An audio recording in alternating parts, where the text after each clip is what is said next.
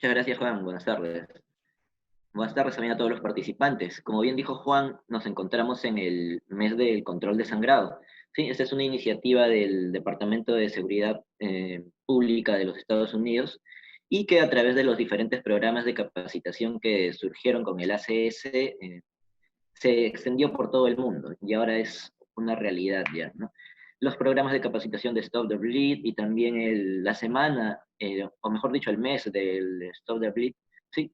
Se repiten anualmente y en este año, por la situación específica que hemos tenido con la epidemia, la pandemia del COVID, ¿no es cierto? Las directivas son que se brinden capacitaciones, se explore alternativas de capacitación que no requieran de acumular grandes cantidades de personas en un local, ¿no? Entonces, en vista de esta situación es que la escuela decidió que podamos hacer este tipo de capacitación, ¿sí? Muchas veces, cuando hablamos de control de sangrado, hay todavía algunas reticencias, algunos mitos que impiden que se brinde el mejor cuidado a una persona. Y justamente es lo que vamos a ver hoy día, ¿sí? Vamos a compartir las diapositivas.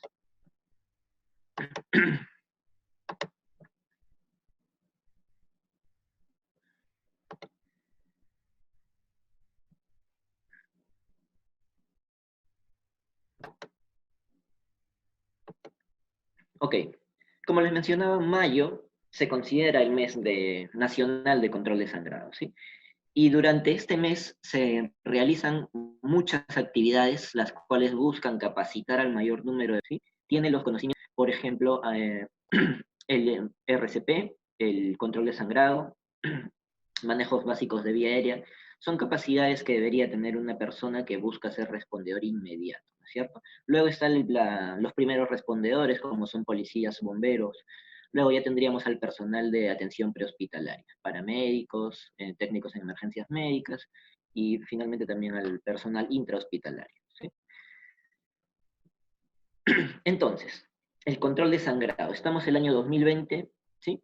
Las investigaciones respecto a control de sangrado empezaron a hacerse junto con el inicio de la guerra en Irak, con Estados Unidos, y a partir de ello es que surgen muchas cosas nuevas que cambian la perspectiva del tratamiento de la hemorragia externa. Ahora, muchas de esas cosas han ido evolucionando de una manera demasiado rápida, más rápido de lo que los diferentes países podían adaptarse a estos cambios. E incluso hasta el día de hoy hay mucha producción de material científico, el cual tiene que poco a poco ir adaptándose a los protocolos tradicionales. Entonces, para poder ver y diferenciar los mitos de la realidad del control de sangrado, tenemos que primero conocer qué es lo que debemos saber nosotros para poder tratar una hemorragia externa, ¿sí? Entonces, vamos a hacer un repaso de cuál es el algoritmo del BICON, ¿sí? El curso de control básico de hemorragias. En el curso BICON que se dicta en la escuela, ¿sí? Y los lineamientos salen desde el Colegio de Cirujanos de Estados Unidos, ¿sí? El ACS. Entonces, nos da un algoritmo. Este algoritmo consiste en lo siguiente. Primero que nada, antes de tratar a una persona que está sangrando, garantiza tu seguridad. Acuérdate, seguridad involucra no solamente el entorno, sino también tus EPPs adecuados. Recuerda que si vas a estar expuesto a fluidos, como en específico a sangre, ¿sí? Necesitas tener al menos guantes que te protejan de la exposición a este fluido, ¿ok? Segundo, buscar sangrados que pongan en riesgo la vida. Y esto es uno de los aspectos que vamos a ver el día de hoy, ¿sí? Los sangrados que ponen en riesgo la vida también ha evolucionado y hay cosas que debemos saber. Luego de esto, debemos saber si tenemos disponible un kit de trauma, ¿sí? Y esto es muy distinto que un botiquín. Ya vamos a verlo en diapositivas posteriores. Entonces,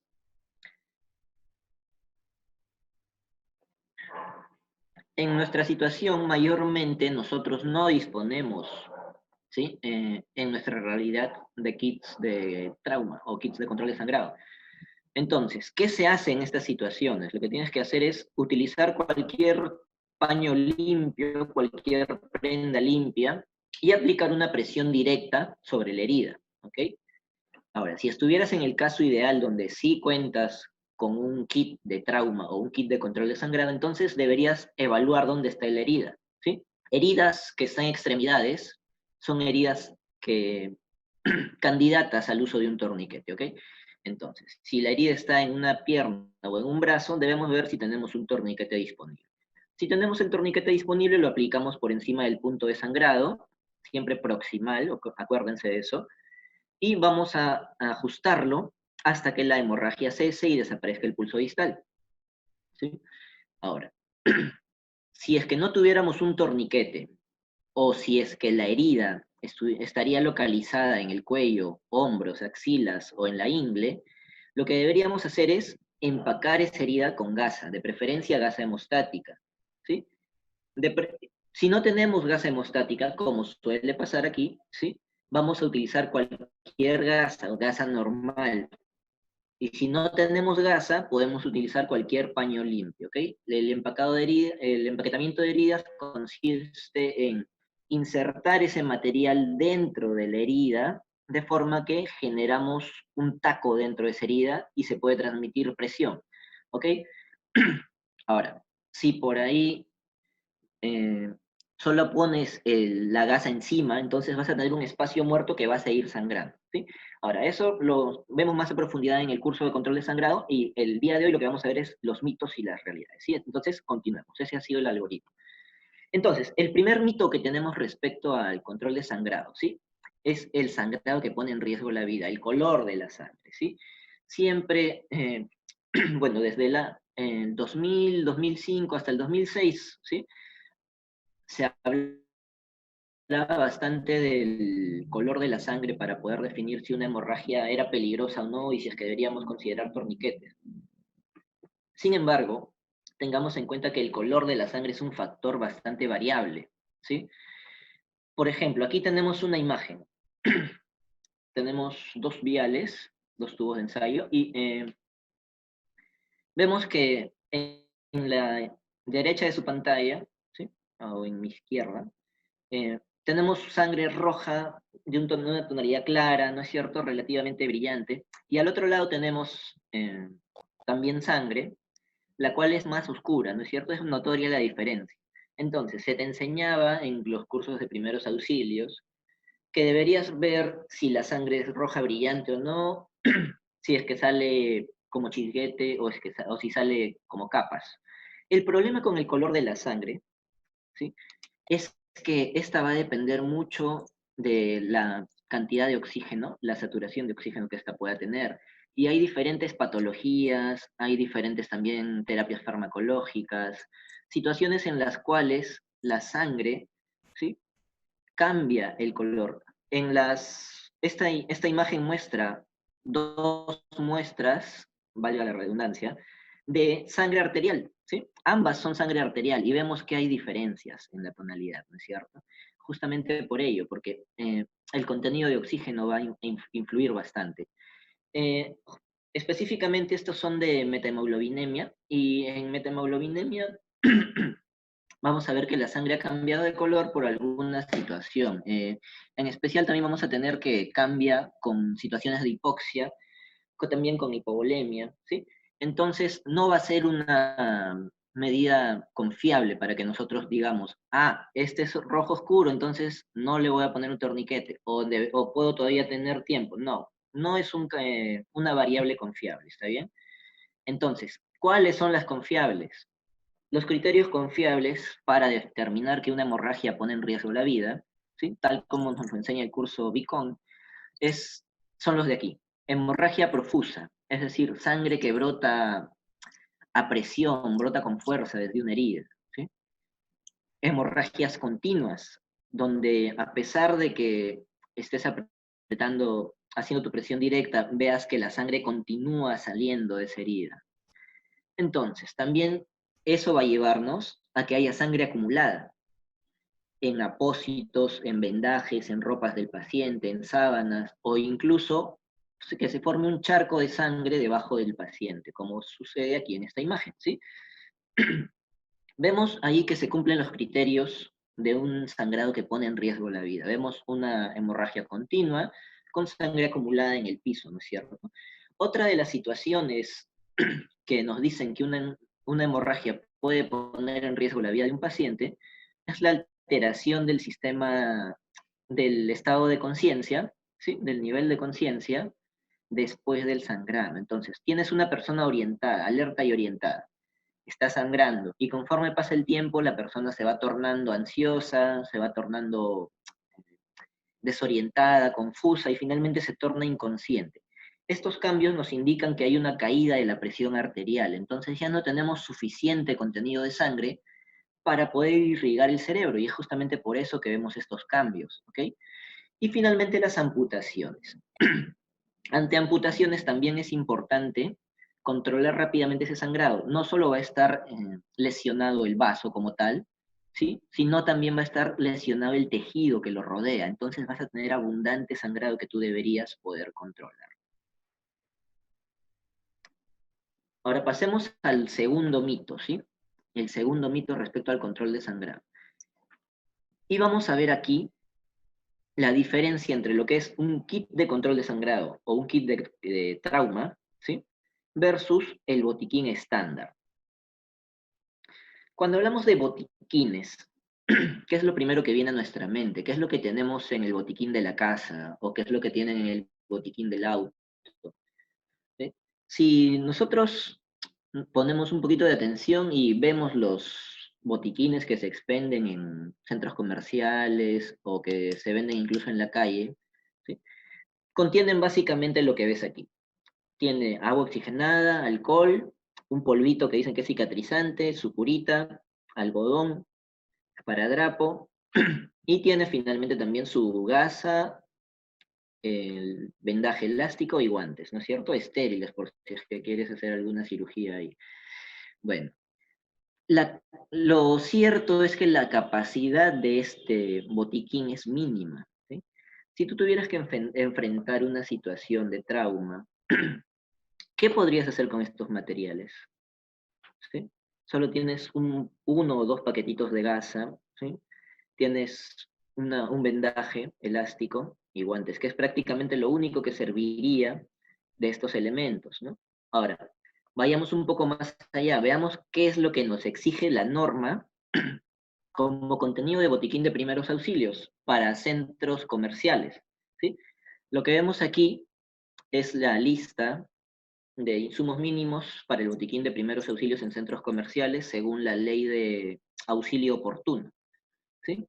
Esto es por legislación nacional acá en Perú, ¿sí? Si ustedes se dan un tiempo pueden revisarlo luego.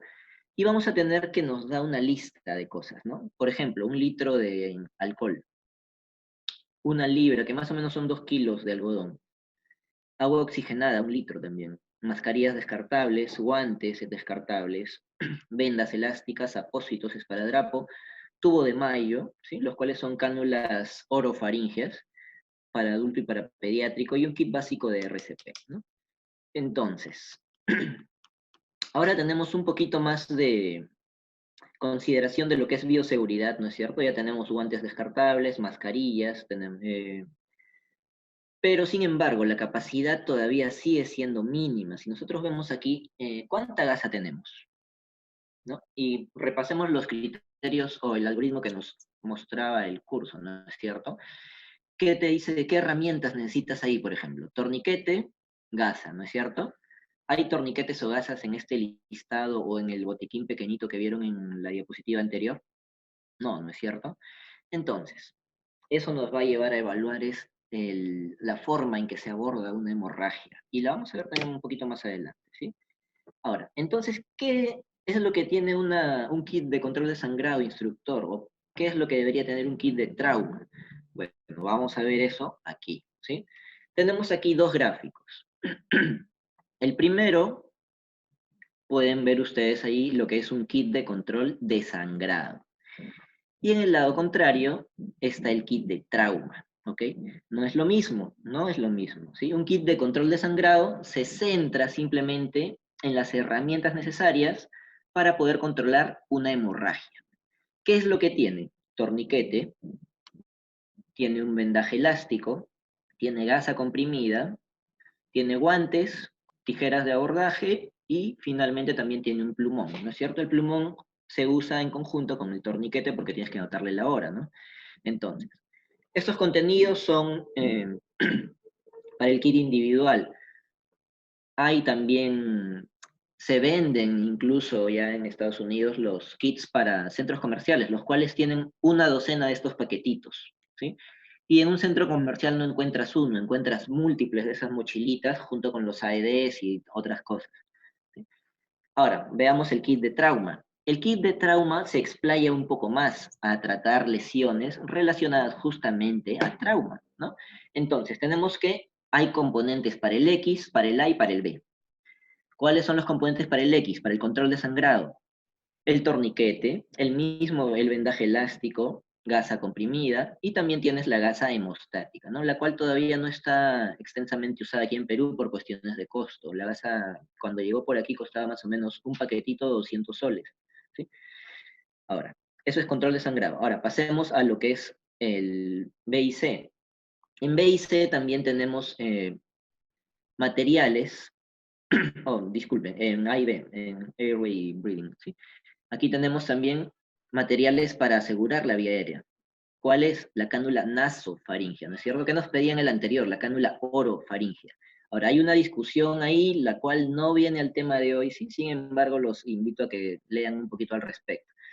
Y respecto a respiración, tenemos la aguja de descompresión torácica y también tenemos los sellos torácicos, ¿no es cierto? Las cuales están diseñadas para prevenir y tratar el neumotórax de tensión. Otros adjuntos que hay aquí también, la tijera de trauma, los guantes, también tiene un escudo para ojos, ¿sí? Que se coloca para lesiones justamente oculares, y también debería tener el plumón, ¿sí? Entonces, vemos las diferencias en capacidad de resolución, ¿no? Si tuviera una hemorragia exsanguinante en una extremidad de una persona, y yo solo tengo apósitos, ¿sí? ¿Esto va a ser de utilidad? ¿Sí? Vamos a ver eso. Entonces, llegamos con esa pregunta al tercer mito, la presión directa, ¿ok? Se hablaba bastante de que la presión directa era la maniobra más importante, la principal, ¿no? Lo que tú deberías hacer en toda situación, o como el primer paso. Sin embargo, ¿qué nos dice la evidencia respecto a la presión directa? Tenemos el manual del PHTLS en su 9ª edición, el cual nos dice que la presión directa funciona bien, funciona muy bien para sangrados menores a moderados, ¿sí? Sin embargo, la presión directa también va a tener algunas limitantes. ¿Cuáles son esas limitantes de la presión directa? La presión directa requiere ejecutarse sobre una superficie firme, ¿sí? Requiere también que esta se realice por un tiempo de más o menos 10 minutos. Entonces, el proveedor que está encargándose de esa lesión prácticamente deja de tener una función adicional en el equipo. Entonces, un equipo de 3, que normalmente es la ambulancia en Perú, ¿no? 2 personas más el conductor. Entonces, se reduce la capacidad, se reducen las manos de tu equipo para poder tratar otras lesiones que también requerirían o revestirían importancia. Entonces, ¿qué más? ¿Qué más sucede con la presión directa? La presión directa es bastante afectada por el movimiento del paciente. Entonces, si tú tienes que movilizar a una persona, ya sea porque la situación, la escena reviste algún riesgo, o si es que el paciente necesita ser movilizado de una camilla a otra, o hay una distancia de traslado importante entre el punto de lesión y la ambulancia, entonces vas a tener que esa técnica no va a ser la más adecuada, ¿sí? Justamente por eso es que la presión directa pasó a un segundo plano, ¿no? En el algoritmo que veíamos al inicio, ¿qué nos decía? Nos decía que la presión directa se iba a aplicar cuando no teníamos, ¿no es cierto? El el torniquete vendría a ser nuestra opción, nuestra herramienta más importante para tratar hemorragias en extremidades. ¿Ok? Ahora, pasemos a otro de los mitos que también existían y que muchas veces siguen presentes en los cursos de primeros auxilios, ¿sí? ¿Cuál es la presión indirecta y la elevación? ¿Qué nos dice el PHTLS en novena edición? Bueno, desde la octava nos lo dice. Nos dice que la presión indirecta y la elevación no deben recomendarse porque no existe ningún soporte científico, ¿sí?, que nos indique que esta es eficaz. ¿Sí? Eso es lo que nos dice el PHTLS. Y ahora ustedes me dirán, sí, pero el PHTLS es para Estados Unidos. Nosotros estamos en Perú. Y lo que tendría que responder ante esa situación es que no importa si la persona nace en Estados Unidos, nace en China o nace en Pakistán, ¿sí? La persona va a tener vasos sanguíneos, ¿sí? Va a tener una fisiología similar. Entonces, los principios bajo los cuales se formaron estas recomendaciones aplican para cualquier ser humano, pero no, ¿sí? Elevación y presión indirecta no tienen ningún respaldo de evidencia que nos lleve a recomendar para uso, ¿ok? Además de ello, es bastante también complicado que una persona pueda identificar rápidamente los puntos de presión indirecta que te mencionaba, ¿no es cierto? Necesitas conocimiento de anatomía. Entonces, es un poco más complicado y aparte tampoco tienes evidencia que respalde el uso. Entonces, ¿deberíamos usarla en 2020 cuando existe tanta información? No, ¿sí?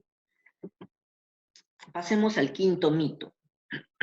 El quinto mito nos dice que el torniquete es la última opción, ¿sí? Incluso hay gente que todavía vive en este mito y se mantiene en el dogma.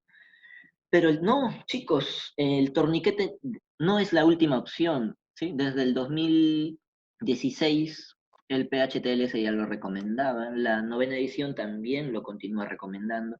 Los torniquetes han estado circulando desde el 2005 más o menos, que apareció el CAT, ¿sí?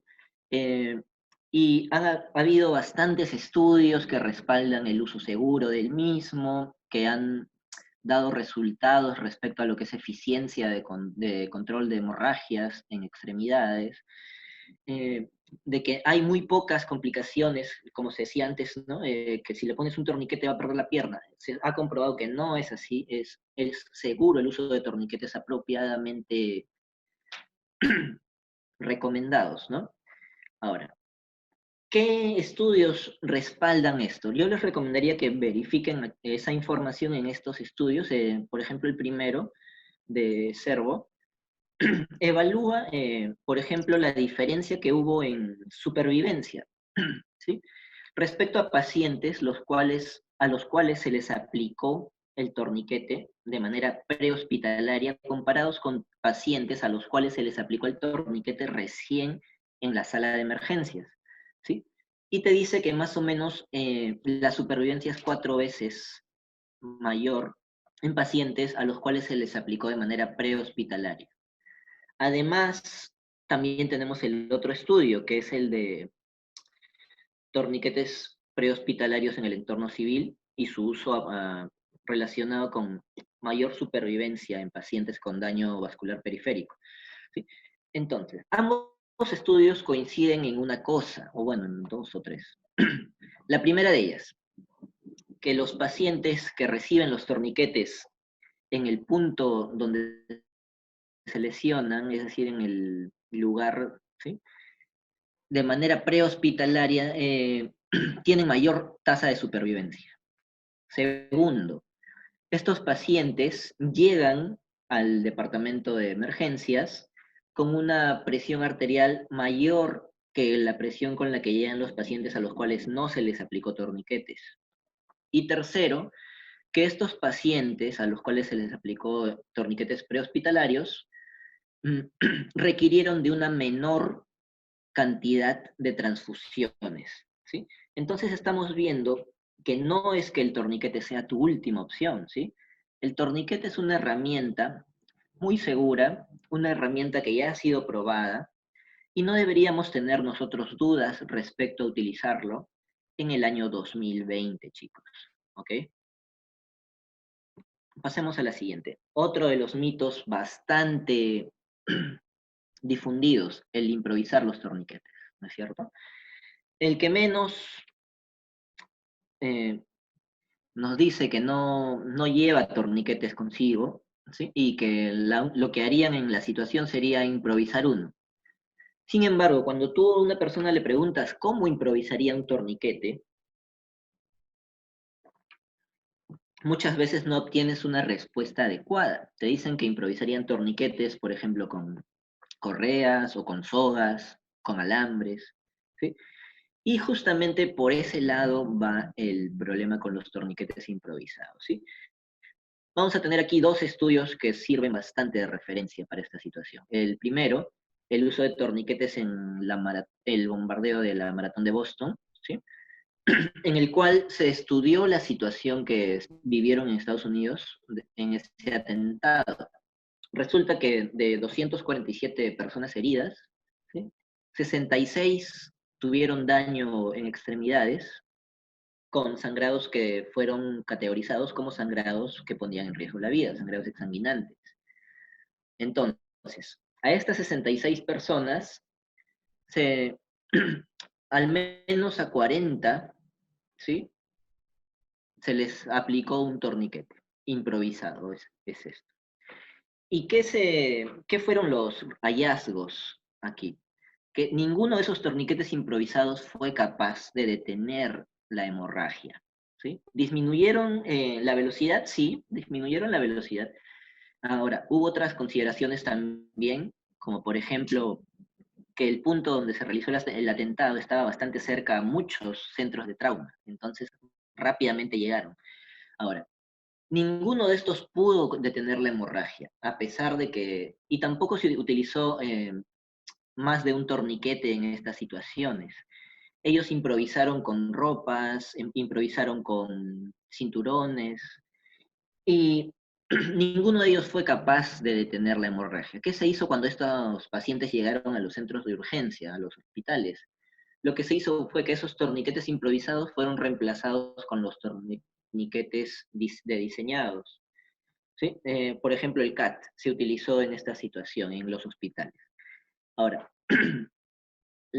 también el estudio nos comenta sobre la situación en un estado de Canadá, Alberta, si no me equivoco, y nos dice que justamente ellos tuvieron también un incidente con víctimas múltiples donde los torniquetes improvisados fallaron e incluso tuvieron gente que falleció por eso.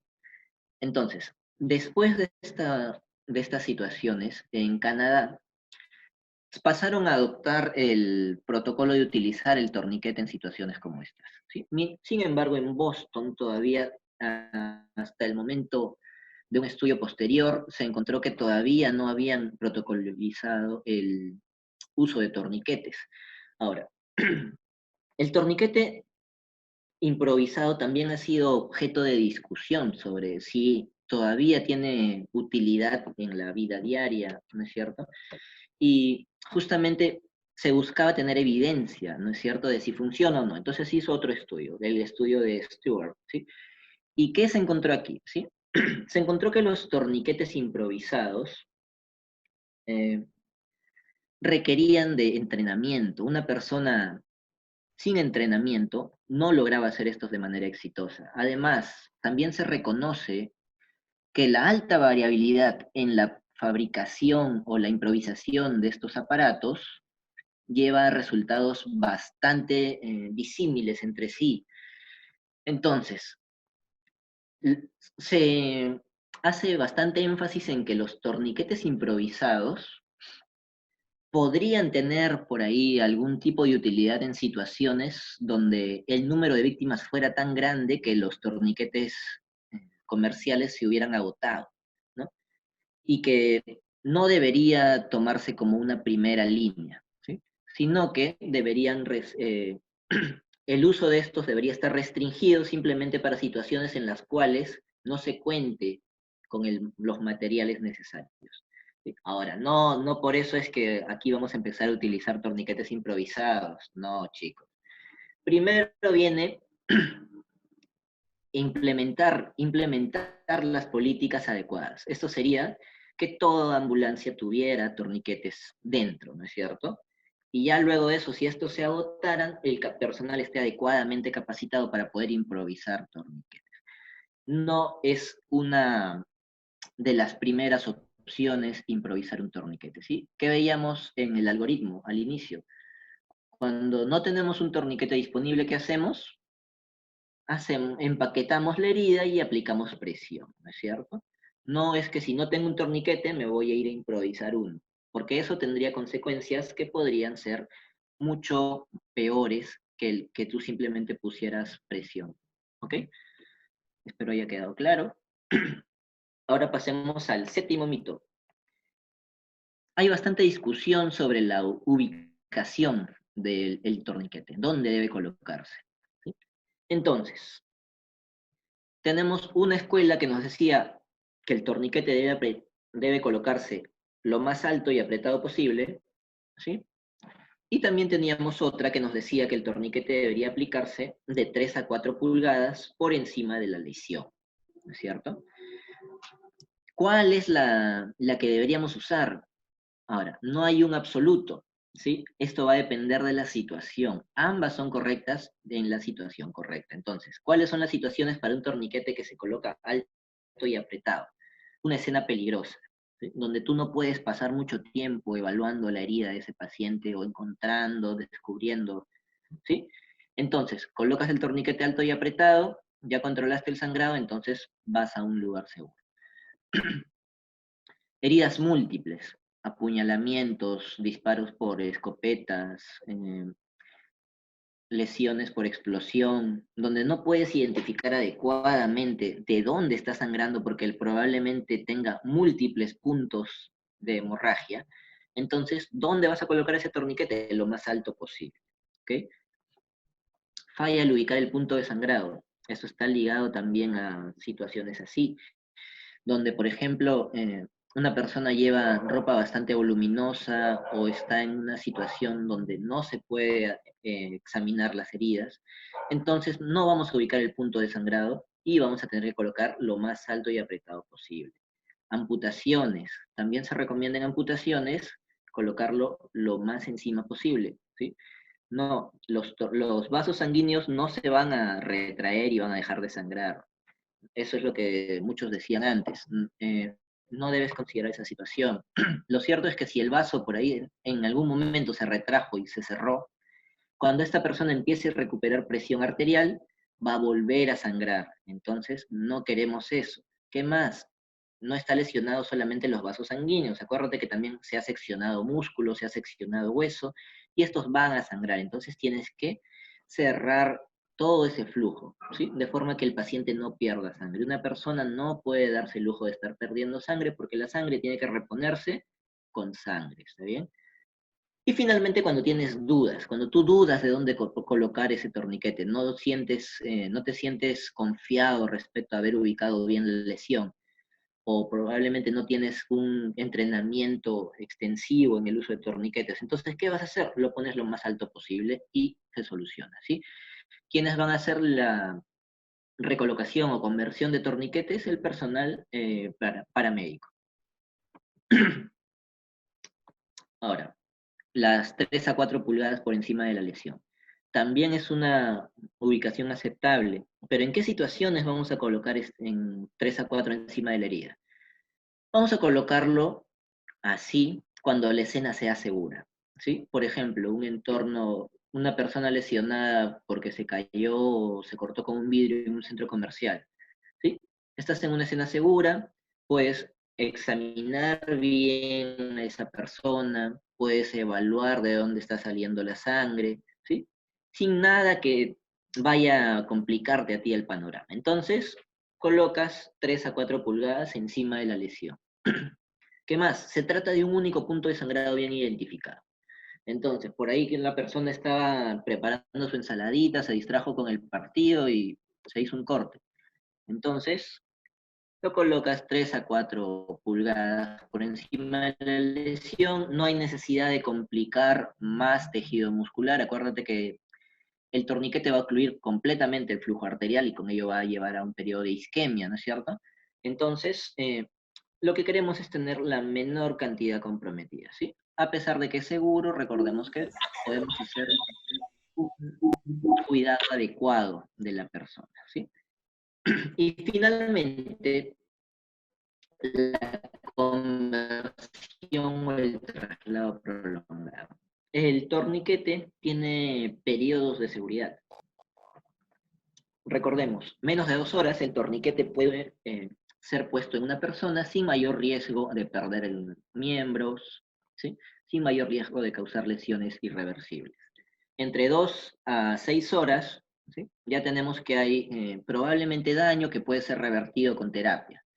Y pasadas las 6 horas ya estamos hablando de periodos de isquemia prolongados, los cuales pueden producir materiales de desecho, ¿no es cierto? Entonces, lo que tú quieres es minimizar el tiempo que la persona tiene el torniquete puesto. Pero para esto tú tienes que saber, ¿ok? Pasadas las 6 horas, solo puede ser retirado por personal médico en instalaciones que cuenten con capacidad de exámenes de laboratorio, ¿sí? Justamente por los desechos que se produce por la isquemia del tejido. Ahora, la conversión es un proceso seguro, siempre y cuando tú sepas realizarlo, ¿sí? ¿Dónde se enseña conversión de torniquetes? Conversión de torniquetes es una de las habilidades que se enseñan, por ejemplo, en el curso del TSC, ¿sí? El cuidados para víctimas de emergencias tácticas. ¿Sí? Ahí se enseña también la conversión de torniquetes. Ahora, otro mito, el de los polvos mágicos, chicos. ¿Sí? Muchas veces han visto en las películas, han visto probablemente en YouTube, o alguien por ahí les ha mencionado de los agentes hemostáticos, ¿no es cierto? Los agentes hemostáticos tienen una larga data y también eh, Bennett en el 2017 hizo toda una revisión de su evolución, ¿sí? Desde, por ejemplo, el Bundstat hasta el Combat Gauss. ¿Sí? Al inicio se utilizaban, por ejemplo, el Quick Clot en gránulos. ¿Sí? El Quick Clot en gránulos tenía la desventaja de que si bien generaba hemostasia, generaba también otras lesiones. Entonces, canjeabas una por otra. ¿Sí? El paciente dejaba de sangrar, pero tenías una quemadura, tenías compromiso endotelial, tenías compromiso de los tejidos, se podían formar abscesos. ¿Sí? Entonces, complicaba bastante el manejo. Se cambió el Quick Clot en gránulos por el Bundstat. ¿Sí? El Bundstat también es un hemostático en gránulos, que viene en un sobre, o venía en un sobre, ¿sí?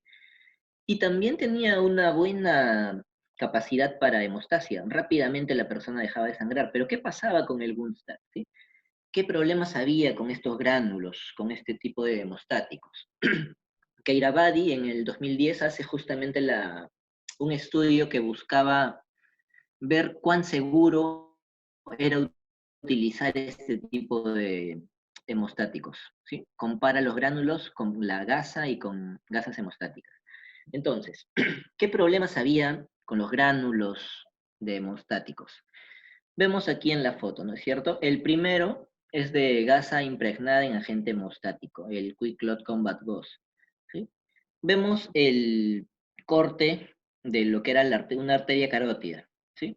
Entonces, está limpio, ¿no? Prácticamente en el de Combat Gauss. Pero sin embargo, en el de Bundstat vemos cómo se ha formado trombos, hay necrosis, ¿sí? También hay daño endotelial, y hay cosas que no se ven aquí en esta foto, que justamente en el uso de gránulos hemostáticos se pudo observar que a nivel pulmonar se encontraban embolismo, ¿sí? Se encontraba tromboembolismo a nivel pulmonar, ocasionado justamente por esto que vemos aquí en ese vaso. Vemos que hay un gran coágulo en ese vaso, ¿sí? Se encontró coágulos de hasta 2 centímetros, 2-3 centímetros por 2 a 3 milímetros de ancho, ¿sí? A nivel pulmonar. Y entonces también se encontró que los mismos gránulos viajaban por el torrente sanguíneo y generaban embolismo. Entonces, era peligroso utilizar los gránulos hemostáticos como tales, ¿sí? Justamente por eso es que el comité del TC3, que es el que recomienda los materiales, ¿sí?, dejó de recomendar cualquier tipo de gránulos, ¿no es cierto? Ahora, si ustedes revisan las recomendaciones de esa entidad, van a encontrar que para control de sangrado tenemos torniquetes, ¿sí? Torniquetes de extremidad, torniquetes de unión, y para lo que es hemostáticos están las gasas con hemostático, como por ejemplo el Combat Gauze, el Celox Gauze, Chito Gauze, ¿sí? Y luego también hay otros dispositivos como por ejemplo el Exstat, que consta de esponjitas, las cuales se expanden al contacto con la sangre y también va a controlar la hemorragia, ¿sí? Los polvos, ¿sí?, los gránulos hemostáticos no tienen un respaldo para ser utilizados, ¿ok? Y ahora, vamos al último de los mitos que vamos a ver el día de hoy, ¿sí? El pegamento, ¿sí? ¿Cuántos de ustedes ya han escuchado de que si te cortas, te pones tu pegamento y listo, dejas de sangrar, ¿no? Táctico. Entonces, el pegamento, sí. Primero que nada, diferenciemos. Si bien es cianoacrilato, ¿sí? Si bien es cianoacrilato, una cosa es un adhesivo utilizado para heridas a nivel tópico, ¿no es cierto? Y otra cosa es un adhesivo diseñado para pegar caucho, porcelana o cuero. El nivel de toxicidad es mucho más alto, ¿sí?, en tu pegamento de ferretería que en tu pegamento de cirugía, ¿ok? Entonces, no son lo mismo. Ahora, incluso este pegamento, el Dermabond y los otros adhesivos de uso médico, tienen sus propias indicaciones y contraindicaciones. Por ejemplo, heridas por cuando te corta el papel, cuando te cortas con un cuchillo o un bisturí, ¿sí? En esas situaciones se puede utilizar el Dermabond. Tiene la ventaja de que no necesitas regresar para que te saquen puntos, no necesitas anestesiar a la persona, es rápido, ¿sí? Sin embargo, tiene contraindicaciones. ¿Cuáles son esas contraindicaciones? No debe utilizarse en heridas profundas, ¿sí? No debe utilizarse en heridas de bordes irregulares, por ejemplo, ¿sí? Heridas penetrantes, por ejemplo, apuñalamiento o que te clavas una punta en la pierna, en el brazo, ¿sí? Ese tipo de heridas no se utilizan adhesivos. Y finalmente, heridas contaminadas, ¿sí? Mordeduras, materiales sucios, entornos polvorientos, ¿sí? Entonces, heridas en esas situaciones no deben utilizarse. Entonces, viendo nuevamente, regresando al algoritmo que les mostré en el inicio, ¿qué podríamos hacer si es que nosotros tenemos una herida pequeña de bordes limpios? ¿Necesitamos ponerle pegamento? No, no es cierto, bastaría con que hagas tu presión y simplemente controlar el sangrado hasta que la persona pueda ser llevada a un tópico donde puedan darle o bien sutura o bien su adhesivo médico, ¿no es cierto? Entonces, siempre que nosotros pensemos en qué debemos hacer, debemos tener en cuenta que esto debe tener un respaldo, una base eh, de datos comprobados, de hechos, y no simplemente limitarnos al evento anecdótico, ¿no? Al le funcionó a mi vecino o le funcionó a SEAL de la Marina, ¿no es cierto? O le funcionó a un cirujano, ¿está bien? Tiene que ser respaldado por datos. Entonces, justamente para eso, o por eso es que nosotros hablamos de basado en evidencia, ¿no es cierto? Tratamientos basados en evidencia. Y el control de sangrado no escapa de esta situación, ¿sí? Todas las técnicas en evidencia. Ahora, esos han sido los 9 mitos más comunes de lo que es control de sangrado. Recordemos que lo único más trágico que una muerte es una muerte que pudo haberse prevenido, chicos. Entonces, capacítense, entrenen y actualícense, muchachos. Los cursos de primeros auxilios no son suficientes. Muchas veces están desactualizados, certificados, como por ejemplo el Beacon, ¿sí? Eh, el First Responder, el TFR, ¿no es cierto? Son cursos básicos para una persona sin un historial de capacitación médica. Puede tomar estos cursos y va a aprender bastante sobre cómo tratar a una persona lesionada, ¿sí? Ahora, si ya tienes un poco más de conocimiento, puedes subir tu nivel, puedes tomar el curso de paramédicos, puedes tomar el PHTLS, puedes tomar el TSC, ¿sí? Y esto son cursos que te van a dar bastante conocimiento comprobado, basado en evidencia y que te va a servir para poder ayudar a otras personas, ¿sí? Te recalco, capacítate, entrena y actualízate. Te esperamos en la Escuela Peruana de Paramédicos, ¿sí? Eso ha sido todo en cuanto a la presentación, muchachos. Ok, Juan, ¿tenemos ronda de preguntas? Como le decía, hay muchos mitos respecto al uso del torniquete, por ejemplo. Yo siempre escuché que no toque el torniquete, no lo agarre, el torniquete es del diablo, que ya no está recomendado, que está descontinuado. Y particularmente en mi aplicación diaria como voluntario en un sistema de ambulancias, estoy predispuesto a hacerlo y lo haría si es que fuera necesario. ¿Okay? Es como que una experiencia propia donde sí se tiene que lidiar con personas que aún se resisten al hecho del uso del torniquete. Te voy a leer la primera pregunta, Franz, para que nos puedas responder. Elisa nos dice, hola, buenas tardes. En el ámbito hospitalario está prohibido lo que es el torniquete por lo mismo que dicen que se puede perder la extremidad. Solo aplica lo que es presión y vendaje. ¿Qué opinas sobre esto? Elisa Sí, nos dice en el ámbito hospitalario. sí.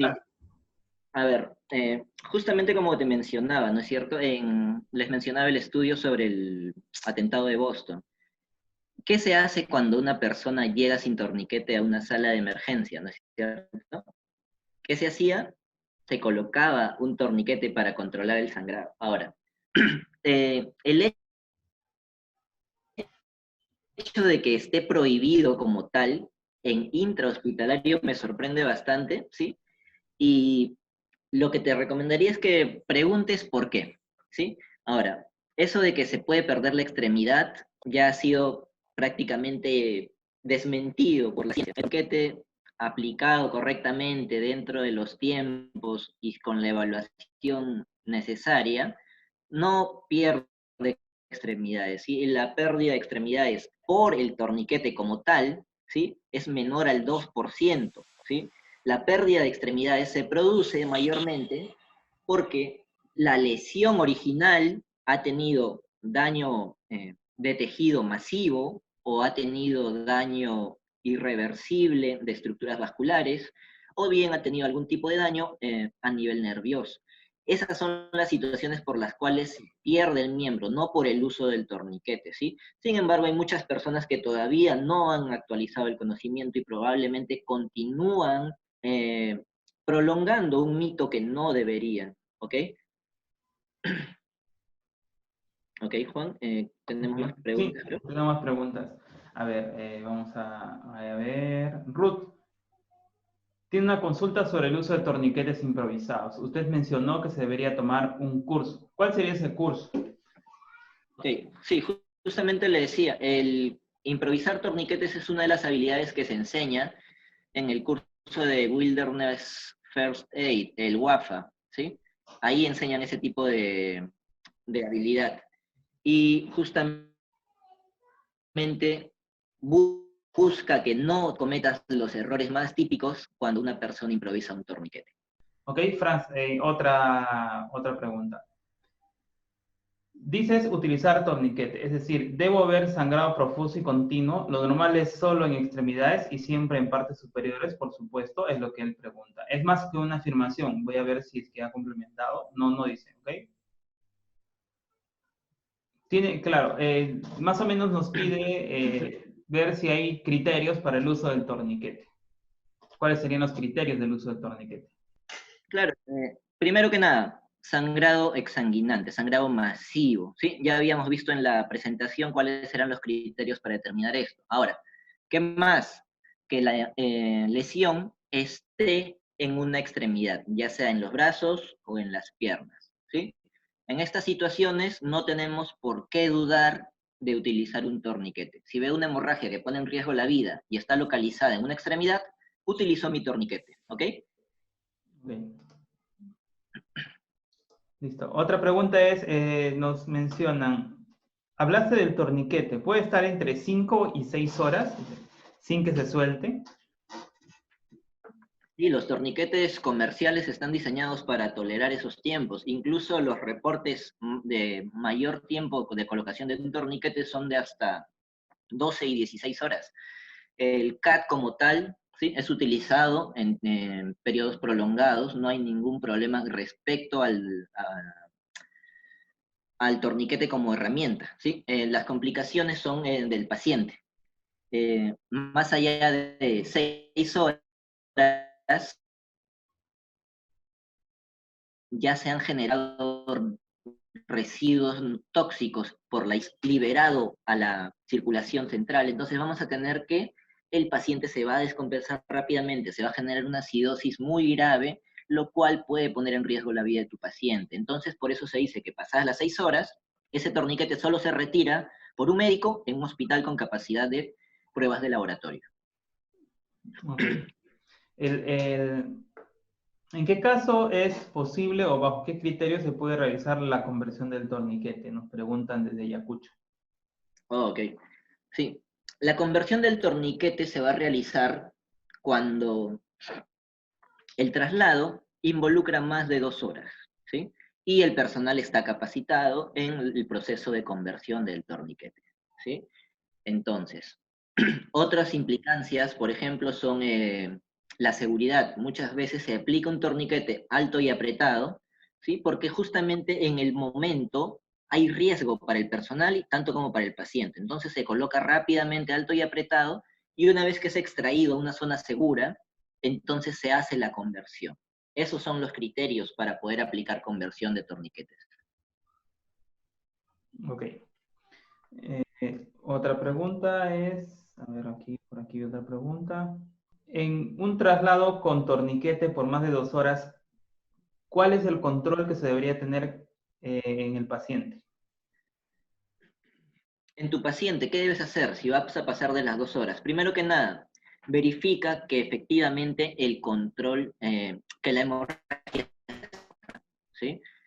Periodos prolongados con el torniquete probablemente el dispositivo va a estar expuesto a movimientos o cosas así, entonces siempre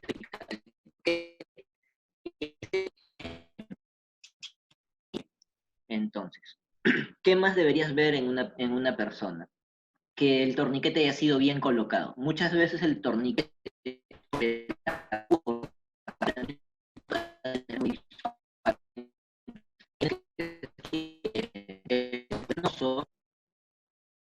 obstruye el flujo arterial. Entonces, ¿qué genera esto? La sangre va a seguir entrando a la extremidad, ¿sí? Se va a congestionar las venas, se va a congestionar el músculo, poco a poco ese paciente puede desarrollar un síndrome de compartimiento, ¿sí? Y justamente eso es lo que nosotros no queremos que pase. Por eso lo que buscamos es que al colocar un torniquete se obstruya el flujo arterial. Y tú lo verificas. Eso es otra cosa que debes ver en ese paciente, el pulso distal. ¿Hay pulso distal? Entonces no se ha ocluido el flujo arterial, ¿sí? No hay pulso distal, el torniquete está bien colocado, ¿sí?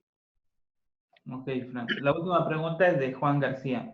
¿Alguna vez utilicé un torniquete improvisado con una víctima de bala en extremidad, el cual dio un buen resultado? Sé utilizar torniquete, pero nunca improvisé uno. ¿Crees tú que hice bien o arriesgué a mi paciente? Es más, utilicé toallas higiénicas para detener la hemorragia. Tendría que saber cómo es que improvisaste tu torniquete para poder responderte eso, porque existen torniquetes improvisados bien hechos y existen torniquetes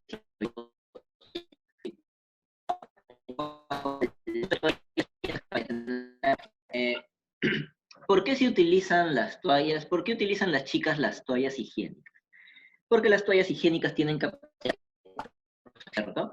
Capacidad de absorción de sangre. Entonces, lo que nosotros queremos es absorber sangre o queremos hacer presión, ¿sí? Yo no recomiendo el uso de toallas higiénicas justamente por eso. ¿Qué sucede cuando pasa lo mismo que cuando utilizas demasiados apósitos. Generar absorción. Y justamente con ello también vas a tener pérdida de factores de coagulación, pérdida de sangre, tu control de sangrado. Entonces, en vez de utilizar eso, utiliza cualquier trapo limpio que tengas disponible. Utiliza gasa, ¿sí? Pero no utilices toallas higiénicas o materiales diseñados para absorber, ¿sí? Ok. Bien, estamos pasando por dificultades técnicas, sin embargo, quiero agradecer a todos los participantes. Rápido nada más, voy a responder aquí estas, de forma rápida voy a responder estas dudas, estas preguntas que hay aquí. Nos dice, ¿qué material recomendamos para hacer torniquetes improvisados? Lo que les voy a recomendar siempre es esto. Haz el esfuerzo y cómprate un torniquete profesional porque es mucho más seguro y efectivo para el trabajo. Si tú eres proveedor sanitario, si eres primer respondiente, ¿ok? Pero si no, te recomiendo entrenamiento y dentro del entrenamiento lo vas a lograr hacer. Cuando salga WAFA, estás completamente invitado para poder llevarlo, ¿ok? No promovemos la improvisación de torniquetes porque ese debería ser tu último recurso. Tu primer recurso es utilizar un torniquete profesional y el comité de trauma tiene una lista de torniquetes recomendados. El más conocido es el CAT, es el más accesible, aunque particularmente me gusta el SAM. ¿Ok? Y acá nos dicen, buenas tardes, se ha realizado técnicas de REBOA en el ámbito prehospitalario para el manejo de hemorragias. Wilmer Balcázar. Wilmer, sí, efectivamente hay muchas técnicas que podemos utilizar. Lo que sí les vamos a recomendar es identificar a qué se está asociando el sangrado, porque eso es muy importante para poder determinar el procedimiento y el nivel de si el paciente está crítico o no. De todas formas, gracias a todos por su participación. Franz, tus palabras para poder cerrar esta transmisión. Y aquellos que lo estén viendo a través de YouTube, no olviden de suscribirse a nuestro canal. Ya está apareciendo aquí en pantalla los enlaces para suscribirse, para que les llegue la información de forma más anticipada, temprana. Si le activas la campanita, te va a llegar mucho más rápido todavía. Franz, tus palabras, por favor. ¿Logras escucharme, Juan? Sí, te escuchamos bien. Ok. Sí, chicos, por ahí vi que hablaban de REBOA. Sí, hay un estudio donde se llega a la conclusión de que REBOA no está recomendado para el uso en prehospitalario civil, todavía está en investigación en el uso prehospitalario, pero militar. ¿Sí? Eh, bueno, chicos, como les digo, siempre tienen que buscar mantenerse actualizados. Ahorita todo lo que es prehospitalario está evolucionando muy bien. Sí, probablemente en un par de años más ya tengamos una 10ª edición de PHTLS y van a tener que otra vez yendo, ¿sí? Para mantenerse afiladitos para poder tratar a la gente, ¿sí? Entonces, recuerden, cualquier cosa que hagan, siempre pregúntense el por qué. Busquen en el internet, hay un montón de información. Pregúntense por qué, encuentren la evidencia o si no hay ninguna evidencia, genérenla ustedes, ¿sí? Esa es la idea justamente con esto. Muchas gracias. Nos veremos en alguna otra oportunidad. Hasta luego. Gracias a todos por su participación. Nos vemos en una próxima oportunidad y hasta pronto.